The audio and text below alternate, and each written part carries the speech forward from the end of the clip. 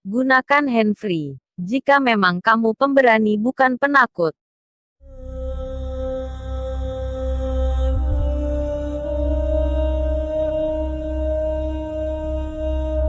Pengalaman horor di kosan angker. Saat itu aku bertiga dengan teman aku Rina dan Ani, sedang mencari tempat kos untuk salah satu teman kami Rina. Setelah mencari seharian di daerah selatan di kota Jakarta, dan akhirnya kami menemukan tempat yang sesuai dengan keinginan si Rina. Kosan ini berlantai 2 dan ada halaman yang cukup luas di depan dan belakang kosan yang akan Rina sewa. Cocok kalau dilihat dari situasinya. Kami pun segera masuk dan segera menanyakan ada atau tidaknya kamar yang kosong untuk Rina sewa. Saat kami masuk sunyi sekali, tidak ada kehidupan. Tidak seperti layaknya sebuah kos-kosan. Kami hampir putus asa saat tiba-tiba seorang wanita muda menghampiri kami. Maaf kalian siapa ya? Tanya wanita itu. Aku kira tidak ada orang. Misi mbak, aku mau tanya di sini masih ada kamar kos kosong tidak ya? Tanya Rina. Mem, kayaknya sih ada tapi kurang tahu deh, coba aja kalian tanya ibu kos, jelas wanita itu lagi. Loh, aku kira mbaknya yang punya kosan ini, kata aku heran. Oh bukan, saya penghuni kos ini, kebetulan lagi libur kuliah. Kalau jadi kalian tanya aja ke rumah berpagar biru itu. Nah di situ rumah ibu kosnya, tutur wanita itu ramah. Kami pun melihat ke arah yang ditunjuk wanita itu tadi. Saat menoleh wanita itu sudah tidak ada lagi. Lantas kami semua langsung mendadak merinding. Rin, kamu yakin mau ngekos di sini?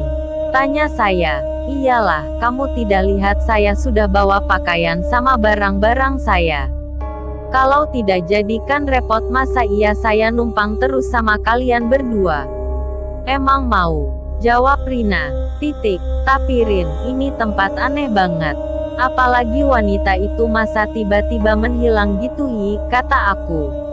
Apaan sih kamu Jangan berbicara asal deh ujar Rina ketus. Sudah kenapa jadi ribut sih? Rina, maksudnya Windy, kamu tidak lihat-lihat dulu kosannya gimana dalamnya, fasilitasnya dan lain-lainnya? Karena jujur deh Rin, aku merasa tempat ini auranya negatif banget, kata Ana. Ya, teman aku yang namanya Ana memang bisa melihat dan merasakan hal-hal yang tidak bisa kita lihat dan rasakan. Maklumlah dia indigo. Tidak deh aku enjoy aja kok. Lagian cuma sebulan aja, abis itu kalau kosan lama aku sudah selesai renovasi baru aku balik lagi. Jelas Rina. Ya udah terserah kamu aja deh Rin. Ayo deh samperin tuh rumah ibu kos, keburu malam nih, udah jam 6 tahu, kata aku. Kami bertiga langsung pergi ke rumah yang berpagar cat biru. Mudah aku karena itu satu-satunya rumah yang berpagar biru. Setelah membunyikan bel, kemudian dari arah dalam rumah muncullah sesosok ibu-ibu tambun memakai daster. Ia menghampiri kami dan membuka pagar. Maaf, cari siapa dek? Tanya ibu itu pada kami. Oh enggak bu, teman kami ini ada yang mau kos di tempat kosan ibu. Masih ada kamar kosong tidak ya? Tanya aku. Mem, ada tapi tinggal di lantai 2. Mau? Kata ibu kos. Ya udah deh bu, tidak apa-apa, yang penting saya dapat kosan. Jelas Rina. Oke kalau begitu tunggu sebentar, ibu ke dalam dulu. Kemudian ibu itu bergegas pergi ke dalam. Rin, kamu beneran jadi ambil tuh kosan? Tanya saya meyakinkan. Aduh iya aku ambil, ya udah sih gak ada apa-apanya ini. Soal kejadian tadi lupain aja, mungkin wanita itu pergi pas kita lagi nengok. Jelas Rina.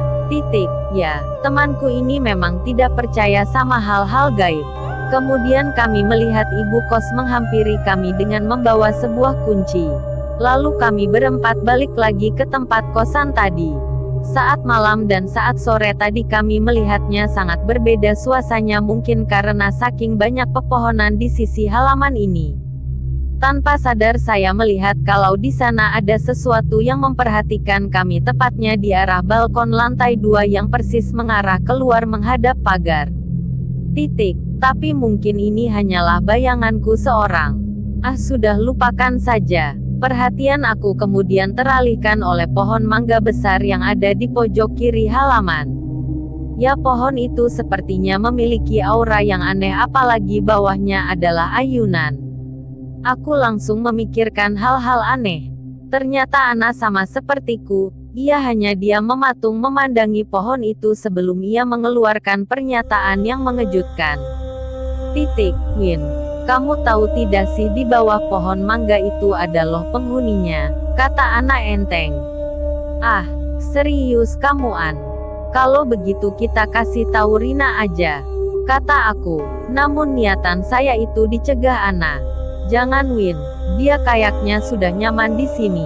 Kita jangan buat dia takut, kata Ana. Tapi kan kata kamu tempat ini tidak bagus auranya. Namun percakapan kami terhenti ketika kami dipanggil oleh Rina yang ternyata sudah jauh melangkah dan mau menaiki anak tangga menuju ke lantai 2. Kami pun segera menyusulnya. Saat sampai di depan kamar kosan yang akan ditempati Rina, ibu kos langsung memberikan kunci kamar dan pagar. Ia pun berpesan pada Rina, yang menurutku aneh sekali. Rina, ingat ya, ada beberapa hal yang kamu harus taati. Kosan ini memang bebas diperbolehkan untuk tamu laki-laki atau perempuan bebas pada jam berapapun, tapi kamu tidak boleh melakukan hal-hal yang menyimpang lainnya. Dan kamu tidak boleh menerima tamu di malam Jumat. Selain hari itu kamu boleh menerima tamu. Saat pulang malam usahakan kamu memakai tudung atau kerudung saat masuk kosan. Jangan dilepas sampai kamu masuk kamar.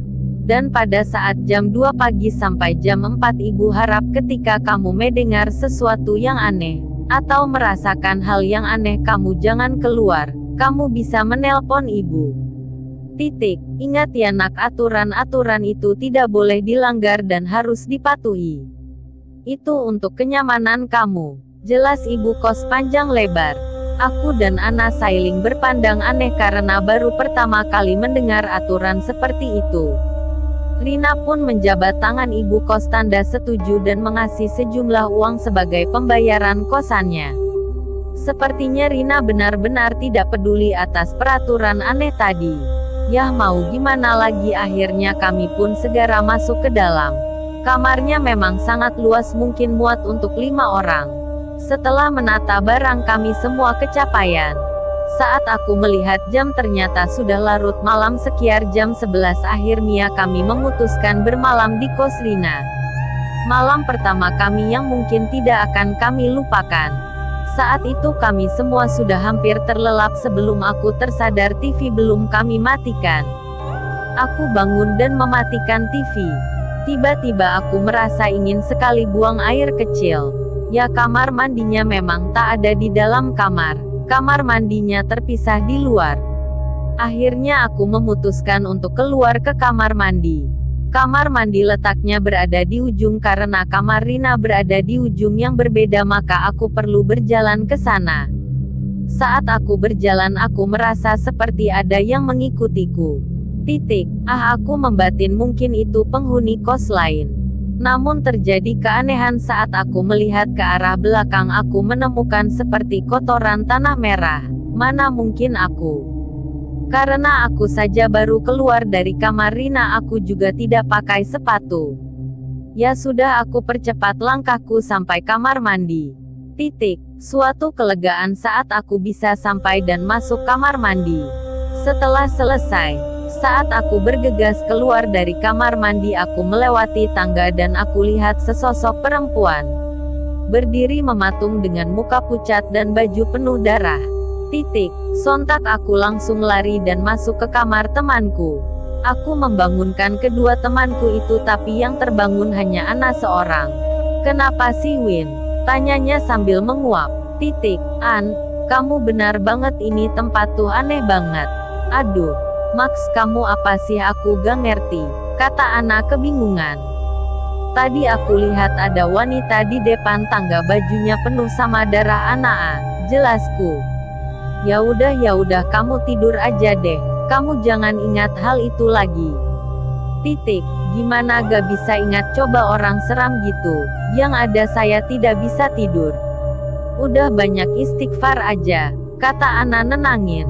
Aku pun mengikuti sarannya. Sampai kurasakan mataku bisa kembali terpejam. Jam 2:30 malam pintu kamar Rina diketuk seseorang. Entah siapa atau apa yang membangunkan mata Ana. Tiba-tiba Is membuka pintunya dan didapatinya sudah tidak ada siapa-siapa. Ana pun berani keluar dan mencoba kembali mengingat ceritaku tadi tentang penampakan di tangga yang kulihat. Titik. Saat Ana melihat ke arah tangga memang tidak ada siapa-siapa. Tapi ia melihat ke arah kamar mandi yang ada di seberang, tampak ada seorang wanita sedang duduk di depannya, ia seperti sedang menangis. Titik. Hei, siapa kamu? Kenapa menangis di situ? Tanya Ana. Tapi tidak ada jawaban. Akhirnya Ana mencoba menghampiri. Tapi baru beberapa langkah Ana, sosok itu seperti terbang melayang dan belok ke arah kanan. Ana berusaha mengejarnya, tapi saat ia sampai di belokan itu ia mendapati jalannya buntu. Berarti yang tadi tidak mungkin orang kan? Ana yang seketika itu bisa merasakan hawa dari kosan ini semakin malam semakin aneh. Rasanya memang ia harus memberitahukannya pada Rina. Tapi apakah dia bisa percaya atas kata-katanya ini? Akhirnya Ana kembali ke kamar kosan Rina. Saat hendak kembali ia mendengar seseorang memanggilnya, entah dari arah mana suaranya. Tidak begitu jelas. Sadar Ana akan posisinya, akhirnya ia buru-buru masuk ke dalam kamar kos Rina. Titik. Keesokan paginya, hari ini kami berdua, aku dan Ana, berniat pamit dan pulang ke rumah kami masing-masing. Tentu saja, kami pun tidak menceritakan pengalaman hal yang menyeramkan itu pada Rina. Karena kami tahu ia tidak akan meresponnya dengan baik. Kami pun melangkah pergi dan semakin jauh dari kosan Rina. Sepanjang jalan kami terus membicarakan hal-hal aneh yang semalam kami alami. Aku pun sempat terkejut karena Ana mengalami hal yang sama juga. Waduh kok si Rina mau-maunya tinggal di situ? Kataku. Yah, gak tahu deh, jangan tanya aku. Yang penting mah dia bisa jaga diri. Jelas Ana. Lagian keras kepala juga sih, si Rina itu. Tahu deh, kita doain aja semoga tidak kayak kita deh. Ana pun hanya mengamini. Titik. Di kosan. Saat itu Rina berniat untuk kembali ke kamarnya, berniat untuk melanjutkan tidurnya. Namun, hal itu terganggu saat pintunya tiba-tiba diketuk oleh seseorang. Titik. Saat itu dengan malasnya Rina membuka pintu dan tidak mendapati siapapun. Siapa sih, iseng aja, umpat Rina kesal sambil membanting pintu. Selang beberapa menit, pintu diketuk lagi. Saat puncak kemarahan Rina akan meledak, ia pun membuka pintu dan betapa terkejutnya ia saat ia dapati di depannya ada anak perempuan yang sangat cantik. Kemarahannya pun berubah menjadi kebingungan. Hai kakak cantik, selamat pagi, aku Fatimah. Sapanya dengan nada amat polos. Rina pun hanya bengong tak bisa berucap apa-apa. Jadi ini kamar temanku yang baru ya? Boleh masuk gak kakak? Tanyanya lagi. Namun, titik, belum sempat yang punya kamar kasih izin dia udah main masuk duluan. Agak jengkel Rina, dibuatnya oleh anak kecil itu. Mau marah tapi dia cuma seorang anak kecil. Tunggu, memang di kosan ini ada yang sudah punya anak. Rasanya ibu kos memberitahunya waktu itu kalau dia tidak terima kos untuk yang sudah berkeluarga. Titik. Hei kamu asalnya dari mana? Kok main masuk aja, kata Rina. Setelah Rina mengatakan hal tersebut, wajah gadis itu berubah murung dan hampir ingin menangis. Oke, maaf, bukan maksudku membuatmu menangis. Oh iya, kita belum berkenalan. Kan Fatimah, namaku Rina, kata Rina sambil mengulurkan tangannya. Uluran tangan tersebut dibalas oleh anak itu. Rina sepertinya merasakan kecocokan dengan anak itu, ia sudah menjadi temannya bahkan sering sekali Ia main ke kamar kos Rina saat Rina libur kerja.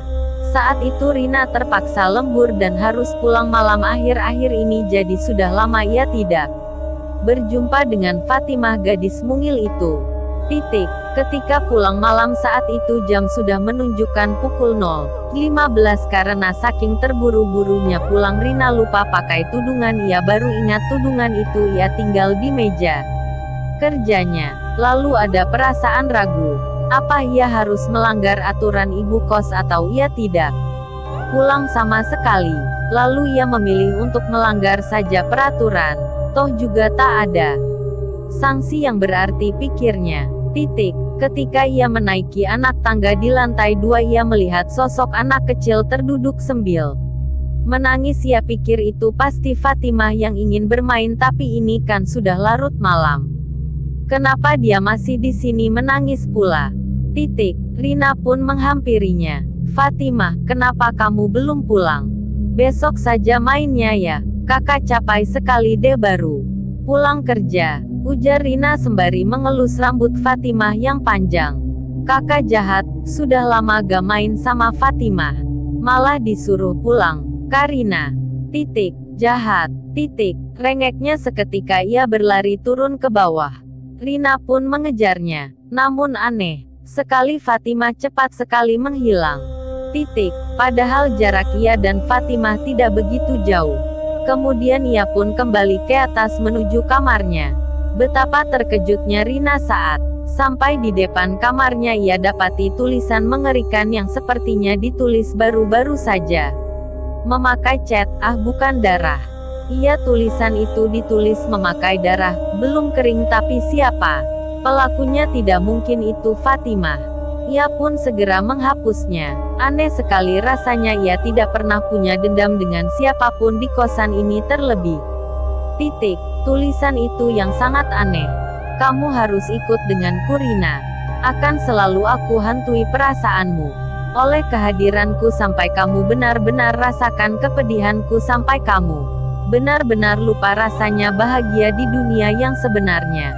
Jadilah temanku, dan kita akan rasakan kepedihan itu bersama. Sekian. Terima kasih sudah menonton dan mendengarkan cerita seram ini. Like, komen, dan subscribe agar channel Mutahar Penakut bisa berkembang dan mensajikan cerita-cerita seram dan misteri lainnya. Terima kasih.